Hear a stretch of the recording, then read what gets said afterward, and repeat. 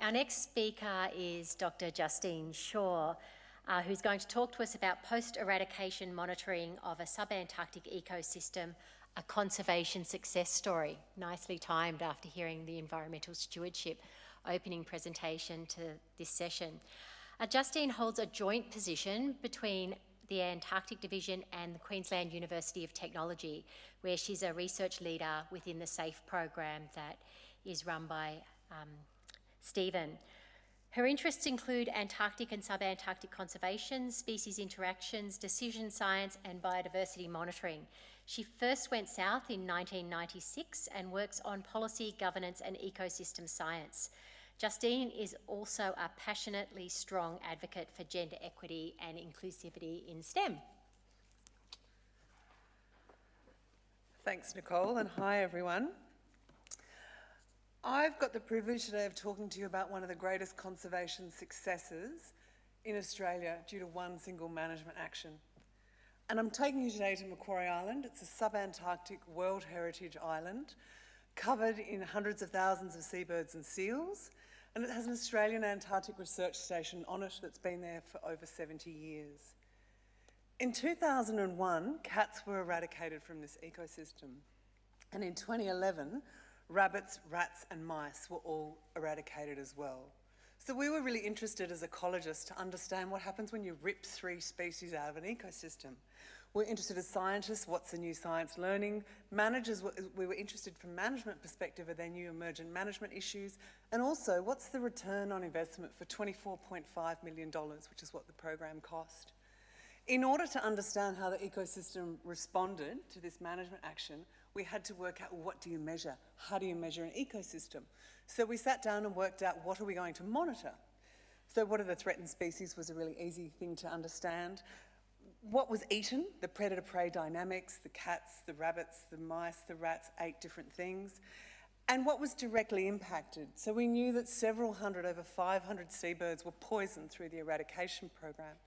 And you can see from the photo in the there that there's a native predatory bird and it's eating rabbits, and rabbits had become part of their diet.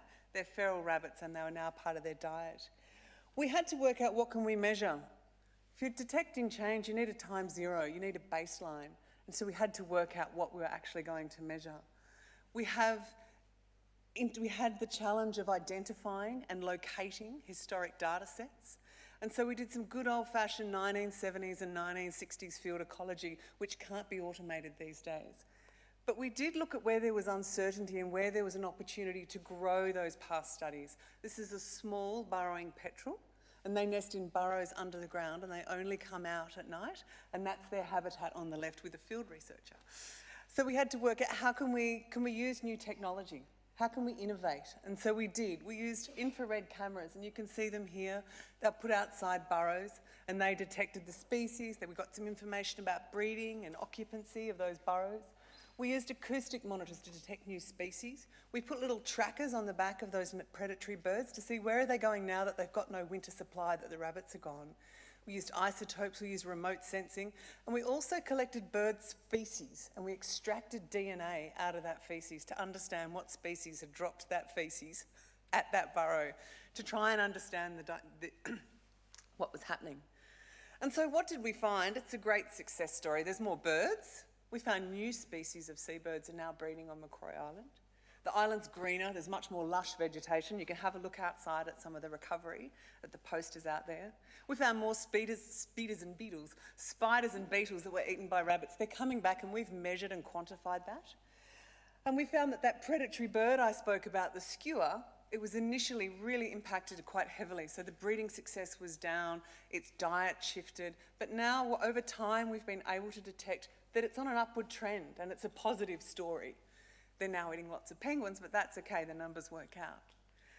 If you look at this graph, it's interesting to note though, and this is probably the take-home message, is that not every species responds the same way. So recovery is nuanced. It's a positive ecosystem story, but for the purposes of management, it's important to understand that different species respond differently. And so on this graph, we've got 4 species of petrel. We've got the Antarctic petrel, the white-headed petrel, the blue petrel and the grey petrel, and these are these small burrowing birds that were eaten by cats and rats. And what it shows is that for those four species, their distribution is different on the island. Their density of burrows in those locations where they occur is different, and their rate of recovery is different. And so it's really important for managers. 2 of these species are threatened species, and it's important to understand why that's happening and how it's happening. And similarly for the vegetation, not every plant is coming back at the same rate because they've got different growth rates and different mechanisms of seed dispersal. And that has implications for the invertebrates that live in them and the animals that use it as habitat.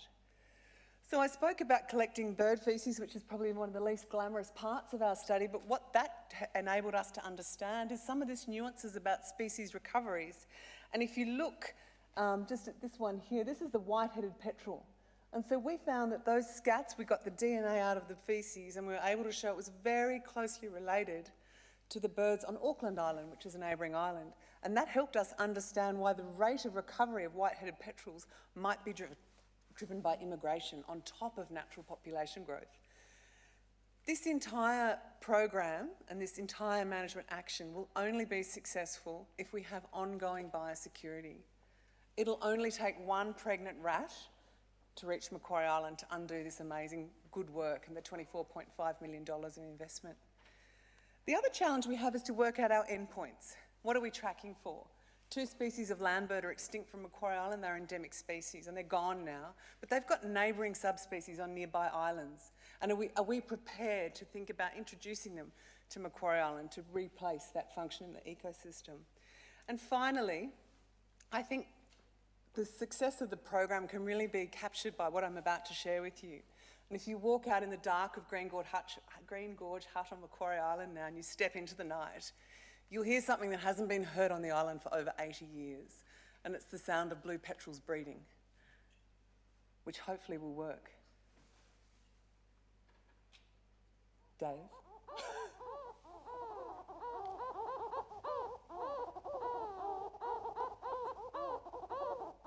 Thanks, everyone.